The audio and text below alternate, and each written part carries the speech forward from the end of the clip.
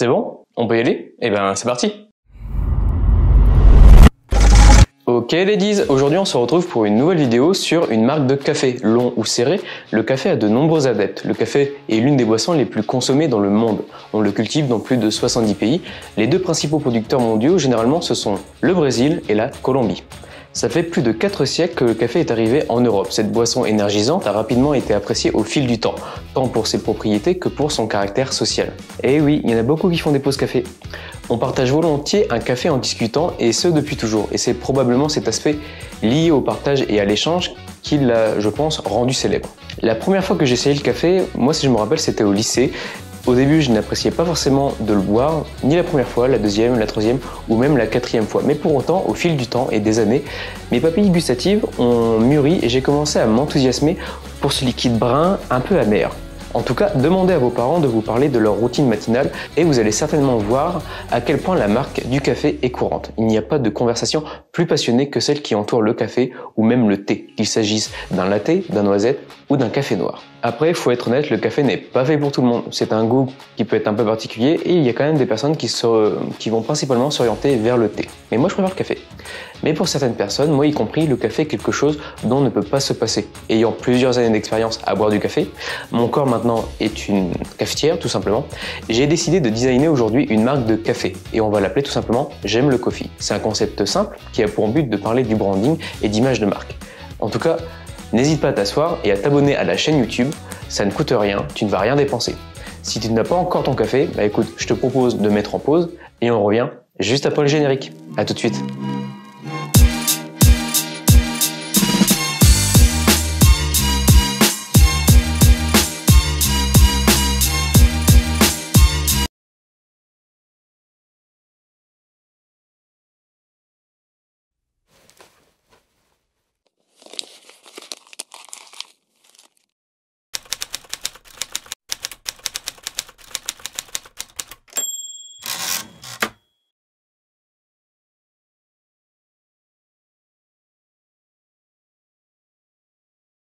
En créant une image de marque appropriée pour votre entreprise de café, vous pouvez raconter votre histoire de manière ciblée, établir un lien émotionnel avec vos consommateurs et les inciter à vous faire confiance. Avant de vous lancer dans la création d'une marque de café, il est essentiel d'en apprendre plus sur leur base. Pourquoi c'est important, comment le faire et comment réussir. Vous devez connaître quel type de café vos clients préfèrent. Vos clients appartiennent-ils à la génération des baby-boomers, dont 48 préfèrent le café haut de gamme, ou sont-ils plus des individus de la génération Y? Votre café est-il cher, économique ou compétitif en termes de prix? Qu'est-ce qui distingue votre café de la concurrence? Êtes-vous une organisation à but non lucratif? Votre café est livré régulièrement à domicile ou vous pouvez le consommer directement dans un espace dédié à ça? C'est plusieurs choses qui peuvent rentrer en compte. En tout cas, il y a 3 étapes pour créer une identité pour votre marque. Créer une nouvelle stratégie pour votre marque n'est pas si simple et des fois demande quand même pas mal de temps. Avant de s'attaquer aux problèmes majeurs de l'image de marque et de votre entreprise de café ou même une entreprise en particulier, répondez d'abord aux petites questions. Quelle est la personnalité de votre marque, de votre entreprise? Quel est le type de clientèle et celle que vous avez ciblée? Et également, quelles sont les valeurs que vous souhaitez véhiculer? Si vous êtes respectueux de l'environnement, vous allez peut-être considérer comme une entreprise hippie ou naturelle, où vous allez peut-être forcément vous offrir une image beaucoup plus équilibrée. Le but de l'entreprise est-il simplement de faire de l'argent ou y a-t-il vraiment un avantage, un enjeu commun que vous allez utiliser pour aider des personnes autour de vous? Pour mettre en œuvre une stratégie de marque réussie, vous devez fixer des objectifs clairs qui répondent aux questions suivantes. Qui est votre entreprise de café? Quels consommateurs vous allez cibler? Quels sont les buveurs de café? Parce qu'il y en a quand même beaucoup. Quel est votre marché? Parce qu'il y a des produits qui vont être plus facilement haut de gamme ou bas de gamme. Êtes-vous compétitif par rapport aux autres homologues? Votre stratégie de marque contribue au succès de votre stratégie commerciale. Elle renforce donc la culture de votre entreprise. Comment vous allez positionner? Est-ce que c'est plutôt quelque chose, par exemple, on pourrait dire que J'aime le coffee pourrait décrire clairement sa mission et ses valeurs en disant que leur café est torréfié selon des critères rigoureux, sous la supervision d'un torréfacteur artisanal et qui travaille exclusivement avec des producteurs de café biologiques. Ça permettrait justement de la positionner. On pourrait même dire que la marque torréfie leur café avec l'intention de conserver l'abondance d'antioxydants qu'ils renferment et qui est si souvent amoindrie dans les cafés classiques. Mettre l'accent sur la gamme de leurs produits et du moment que procure le café, le moment précis où on peut échanger avec quelqu'un. Analysez vos concurrents, le développement de personas, d'acheteurs et la compréhension de vos concurrents vous permettront de vous positionner dans le secteur déjà débordant du café. Quel café préfère-t-il? Quand le consomme-t-il? Où l'achète-t-il?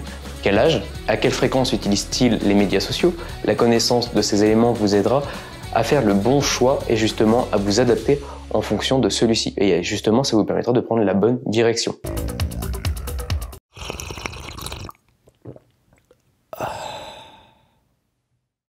La compréhension de vos concurrents vous aidera également à identifier l'image et le ton de votre marque, justement de ne pas être dans la même cible.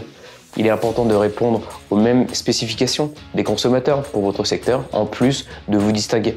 Par exemple, vous remarquerez peut-être que de nombreuses marques de café ont opté pour la couleur marron dans leur branding. En effet, le marron est synonyme de sécurité, de structure, de soutien, de chaleur et également, bien sûr, de café.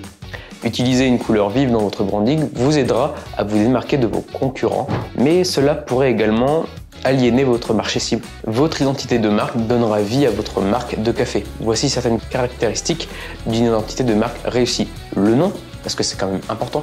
Comment s'appelle votre marque de café? J'aime le coffee est un bon exemple de nom qui fonctionne bien. Ici, il est immédiatement reconnaissable et vous donne l'impression de faire partie d'un club de passionnés. Le mélange un peu francophone peut être un parti pris. On a également le ton.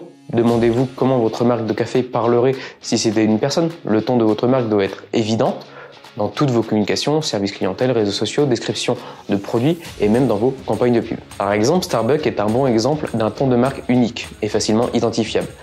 L'entreprise emploie toujours un ton informel et amical et elle est devenue connue pour la façon unique de marquer le nom de ses clients sur ses produits. Vous savez, quand vous commandez un Starbucks, généralement on va mettre le nom, votre nom sur le produit. C'est un moyen de communiquer. Après, on va retrouver le logo. Le design d'un logo est l'une des étapes les plus intéressantes du processus de création d'une marque. Votre logo doit être immédiatement reconnaissable et doit donner le ton au reste de votre branding. Et oui, on pourrait trouver plusieurs secteurs concernant le café, le côté traditionnel, le côté dynamique et même le côté international. Par exemple, le côté traditionnel sera plus orienté sur la fabrication et mettra l'accent sur le côté nostalgique. Surtout un café qui peut faire rappeler des souvenirs.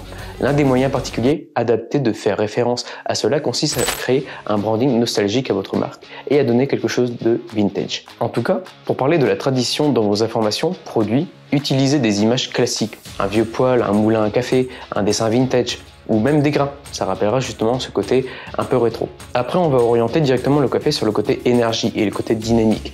Ça met un peu davantage l'accent sur le petit café du matin qui fait des miracles sur l'humeur matinale de tout un chacun. C'est bien connu. On se pose et on boit notre café et on a un regain d'énergie. N'oubliez pas de rappeler ce fait à vos clients en employant un ton amical et accrocheur. Utilisez les images de vraies personnes dans vos designs et dans votre logo. Une mascotte souriante, par exemple, donnera à votre branding un côté dynamique et accessible. Et on va retrouver les marques internationales qui donnent beaucoup plus l'accent sur la façon de cultiver leurs produits. Par exemple, les plantations de café sont cultivées dans le monde entier, en particulier en Amérique du Sud, dans la région du Pacifique Sud et en Afrique. Profitez de votre branding et mettez justement cette catégorie en avant. Vous pouvez même illustrer la région et la mettre sur vos brandings. Ici, en tout cas, le concept restait simple. Le but était de faire un nom de marque en calligraphie. La calligraphie peut apporter un côté gourmet, traditionnel et même dynamique. Il faut comprendre que les polices de caractère peuvent faire toute la différence dans le design d'un logo. C'est pourquoi il est important de choisir une police qui représentera les valeurs de votre entreprise avec justesse et qui maximisera l'impact de votre design. A l'inverse, il faut comprendre que la mauvaise police de caractère peut anéantir tous vos efforts. Concernant la campagne, le principe était de mettre l'accent sur le moment de dégustation, la passion pour le café et montrer la présence des produits tout en ayant un côté chaleureux.